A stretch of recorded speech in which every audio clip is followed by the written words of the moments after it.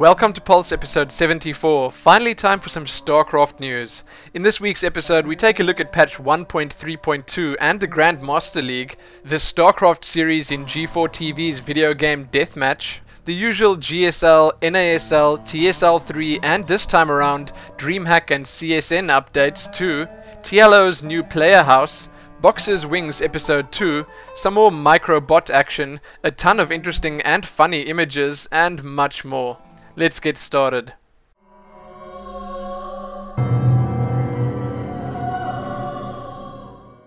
Blizzard recently deployed yet another patch for StarCraft 2 Wings of Liberty. Yes, another small hotfix containing update. StarCraft 2 patch 1.3.2 is around 15 megs in size and corrected a couple of minor crash fixes and BattleNet bugs. Blizzard just say, as they always do, all you need to do to update to this new version is run your StarCraft 2 launcher. Yes, nothing special, but wait, there's more. StarCraft 2's highly anticipated Grandmaster League is now available. To see the top 200 players in your region for the current season, head on over to the Leagues and Ladders page in the game client and then click on Grandmaster. If you're still not quite sure how the Grandmaster League is going to be played out, you can find more information and answers to the most frequently asked questions about this prestigious new league below.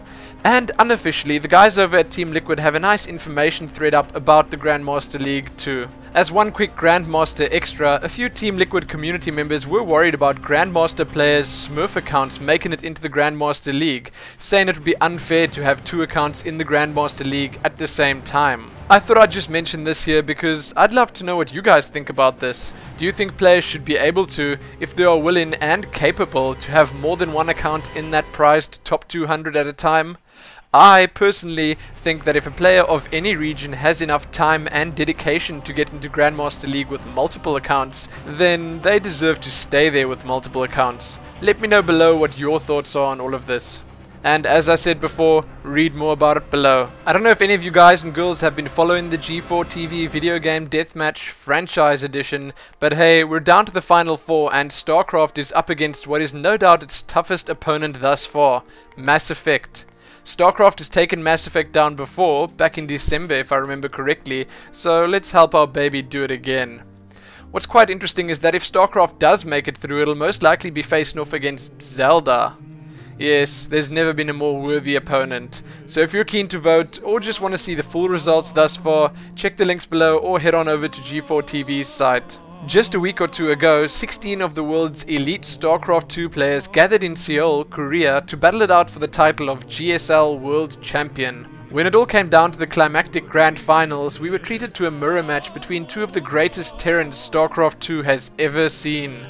Marine King Prime was out for revenge after his loss to MVP in the GSL 2011 January Grand Finals, and MVP was on a mission to prove he still had what it takes to be the best Terran in the world. In the end, only one player could take home the title. Yes indeed, Blizzard asked that we please join them in congratulating I Am MVP, the GSL World Champion. The games were pretty close at times, but it seems like, for now at least, Marine King will have to settle for second place once more. It is sad, I guess, because he is quite a hero of the people. If you missed the GSL World Championship Finals, you can catch it on gomtv.net by watching the VODs free of charge. Check the links below for that and see the full results. As far as the GSL main news goes, the group nominations have been completed for the Code S and the brackets are out for the Code A, as I mentioned before, and all the players are ready and no doubt eagerly awaiting the start of the next season. You can actually watch the VODs of the group nomination process over at the GomTV site, free of charge if you're interested. And for those wondering, the 2011 GSL May is starting up next Monday, April the 18th at around 6 PM KST. Not that long to wait at all. As far as the groups are concerned, I did cover them last week, but you can see them on your screen again right now for good measure. Time for the GSL or GomTV extras. This week you can take a look at a preview of the first few matches set to happen in the Code A, a few of the pro teams clashing on the soccer field, yes, even pro gamers like to stay fit, a little tour of the GomTV studio, courtesy of Doha, He even speaks to a few of the players and spies on a few others. Other than that, the GOM TV guys have revealed their player PC specs, and they are indeed quite impressive. The PCs are running i7 970s with 6 gigs of RAM and GTX 460s. Pretty interesting.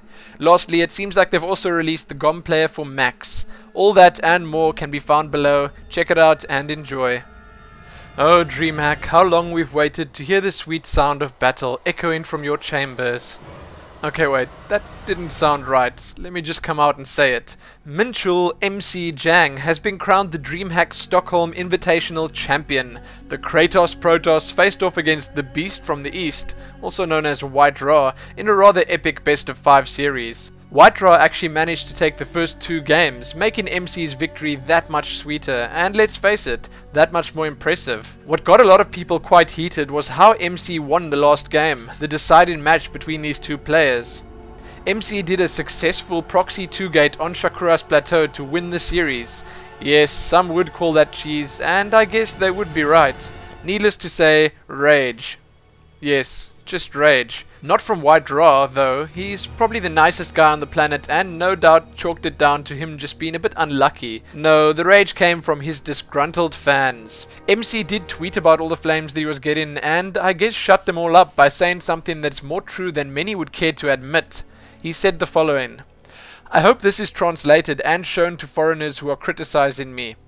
White Ra did the same build 5 times in a row and I merely did the counter build. How can people say that is cheese? Since he doesn't start by producing a Zealot, I proxy gated. It was a 17 million won game. I did it because I was certain I would win." Yeah, I don't think anyone would have been able to say it better. So congratulations to MC for yet another win.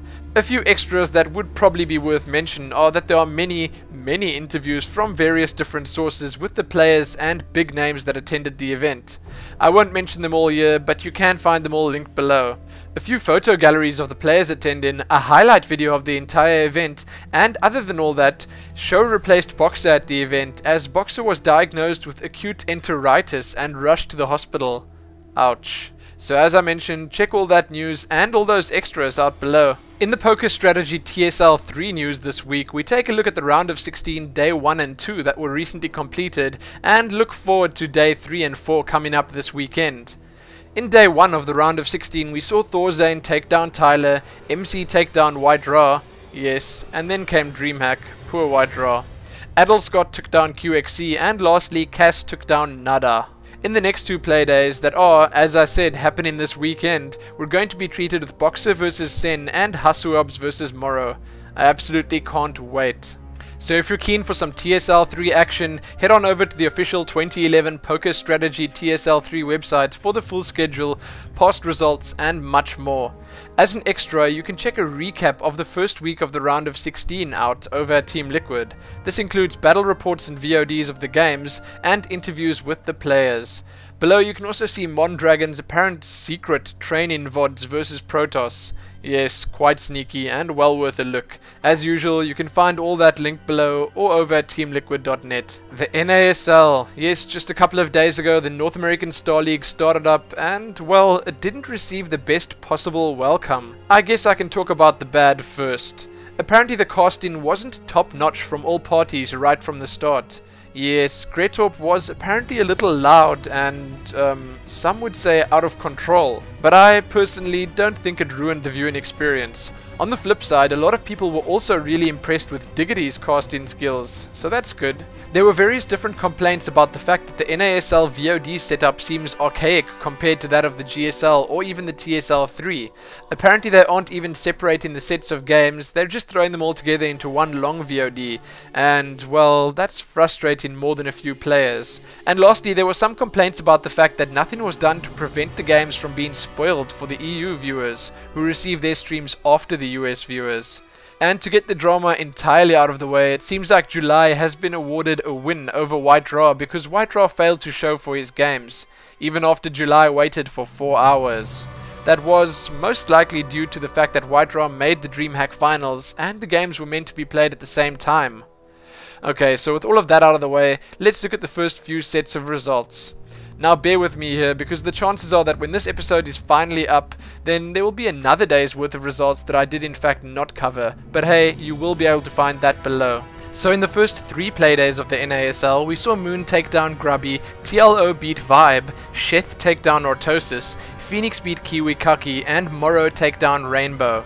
July took a win over White Raw, as I mentioned, by forfeit. Moment took down QXC, Cruncher took down Dark Force, Shio beat TT1, and In Control beat OGS in Snare.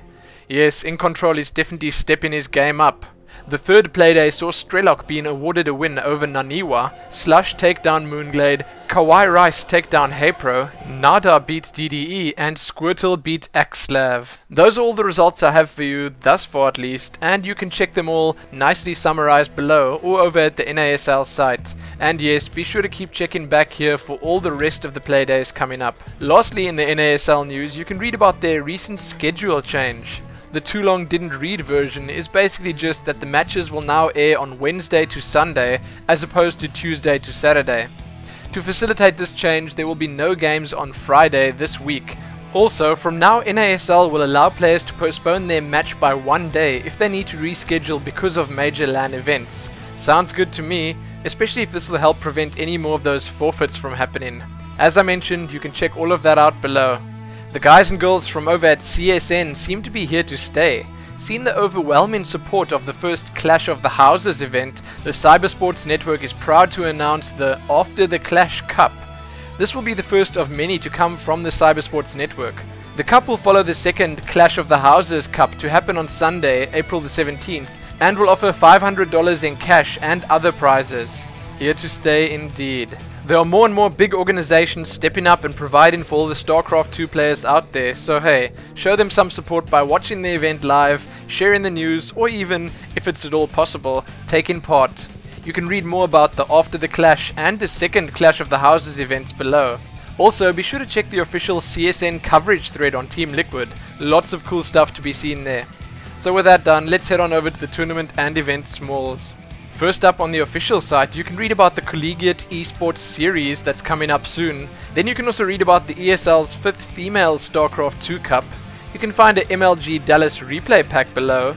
Apparently World Cyber Games USA's qualifiers are starting up soon, that's for StarCraft 2. There's a show match on the 17th of April between Phoenix and Six Jacks Gaming's Terran. Over at Team Liquid you can read about the QXC campaign. QXC is set to play a bunch of show matches against various StarCraft 2 pros. ESL's Campus Party 2011 has been announced with some pretty big prizes. On April the 17th you can also take part in the Razer StarCraft 2 Gosu Cup qualifier. Dailymotion is set to sponsor a €5,000 ESL event. You can read about MLG apparently making preparations for Europe. And lastly, MLG are apparently going to have soundproof booths at Columbus. Dario TLO Wunsch has revealed that he and a few other players will be setting up, moving into and playing from a joint European player house. Who are the lucky ducks to set to move in with TLO, you ask? Well, thus far he's confirmed Sho, Bishu and Morrow, and they were set to move into their new digs in Stockholm on the 15th of April, so yes, that probably means that they are in fact already there. I sure hope we get a tour of the house soon, or at least a few photos. I'd love to see how the Germans play house compared to the rest of the world. If you're interested, you can read more about this below, along with the interview with TLO, courtesy of Fnatic and Team Liquid. There's been a lot of Jinro news floating around recently, and I thought I'd cover some of it, seeing that there are no doubt quite a few Jinro fanboys out there that need to stay in the loop. So to start it off, one of Sweden's largest newspapers has been doing quite a few articles recently on StarCraft 2. The latest of these articles is about Jinro's brief return to Sweden. The article is a great, heartwarming read, and I guess it's also good that an even wider audience is beginning to support StarCraft 2. In the article, they talk about Jinro arriving to meet his parents at the airport, the support he gets from them, the love he gets from his fans, the fact that he's been following the dream that he's had since he was 12, and everything else that goes with that. As I said, well worth a read. Next up, Jinro has also appeared on Swedish television alongside fellow countryman Sho. They were both interviewed the day after Dreamhack on TV4's morning show. Yeah, that's quite big, and both these guys and the entire StarCraft 2 scene definitely deserves the attention. You can watch those below in video form or read a transcribed and translated version of the interviews too.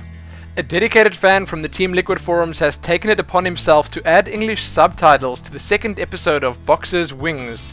If you don't know what Boxer's Wings is, then shame on you, and you can read more about that below.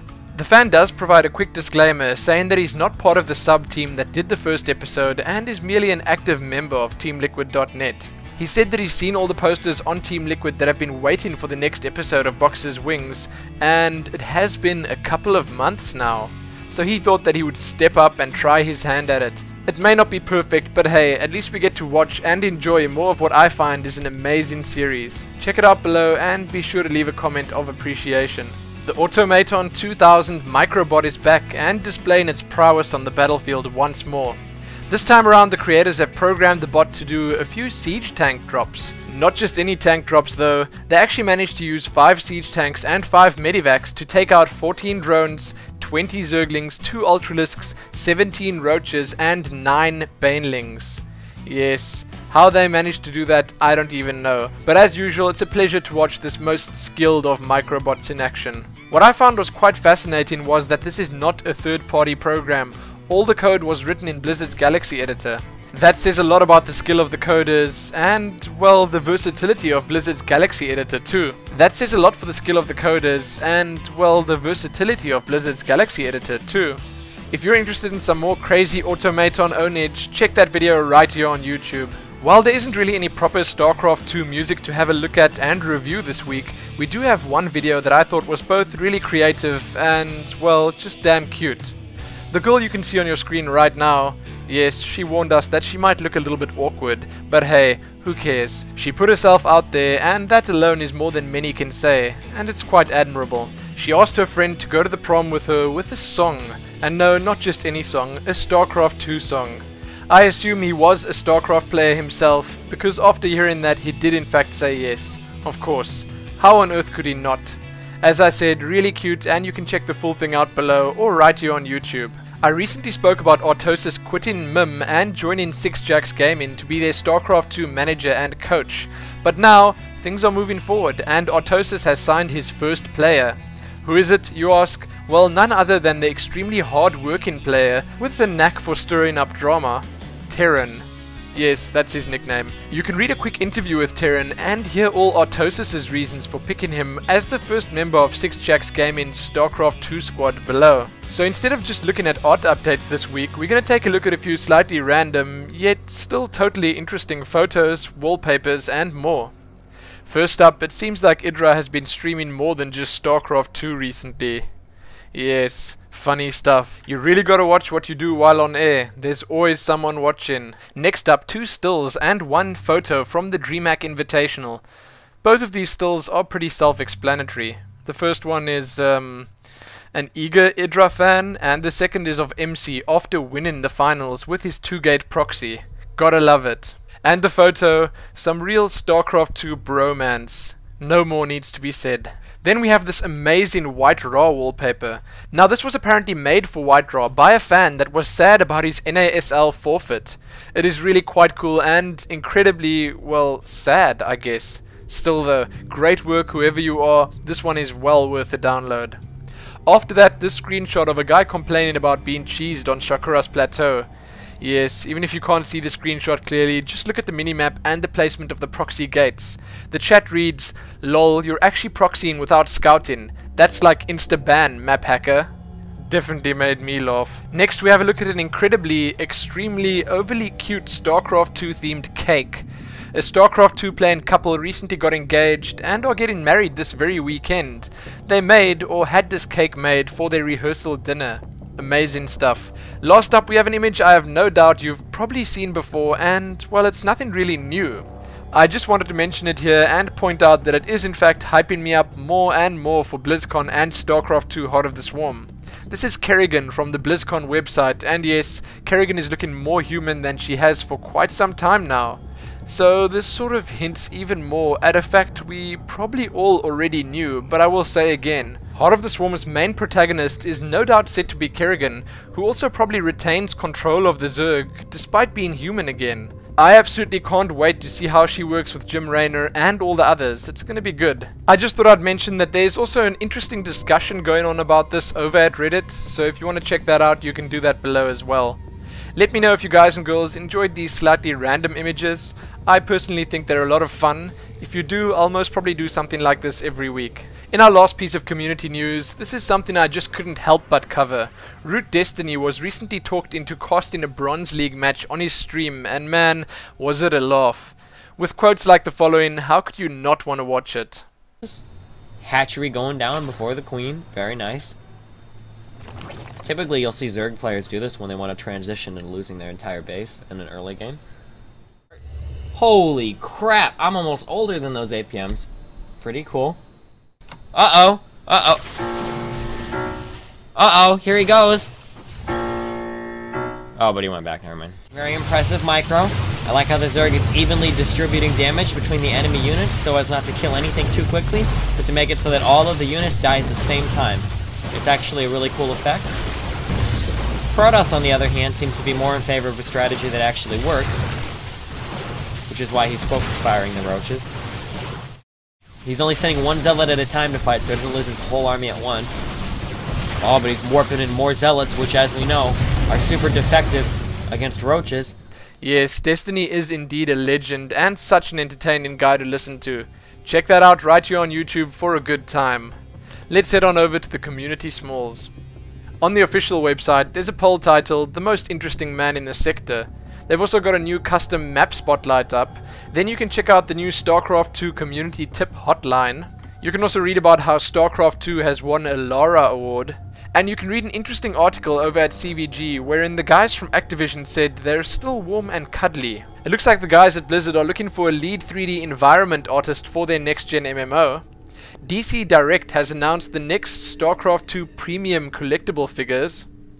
There are lots of updates over at SC2 Mapster to check out, and then quite a few interviews. MLG has interviewed Naniwa. The guys over at Team Liquid have another interview up with Huck. Beastie Cutie has been interviewed. There's an interview up with one of the new Ghost of Gamers members, Lost Shadow. Wellplayed.org has an interview up with Spanishwa. The guys over at SC2 News have an interview up with the Tychus J. Finlay voice actor. Huck and Idra have both been interviewed by the guys over at rakaka.se, and Polarfluke has a brand new interview up with Startail's Bomber. Then over at mygaming.co.za, Fluke had a talk about the state of competitive StarCraft 2 in South Africa. Next up, right here on YouTube, Katz discusses the homegrown North American StarCraft 2 scene. You can check out GG Rated episode 9. Navi welcomes their new StarCraft 2 squad. Mr. Bitter and Avilo join VT Gaming. The guys who created SC2 Gears are having a video contest to see who can make the best instructional SC2 Gears video, and yes, there are prizes. Then you can find a totally not safe for work Idra sex story fanfiction audiobook from the guys over at Team Liquid. Lastly, you can check out State of the Game for Tuesday, April the 12th. That is sadly the end of Pulse episode 74. Keep checking back here soon for more. Thanks again for liking the video, favoriting it, sharing it with your friends and everyone else, and subscribing. Most importantly though, happy StarCrafting.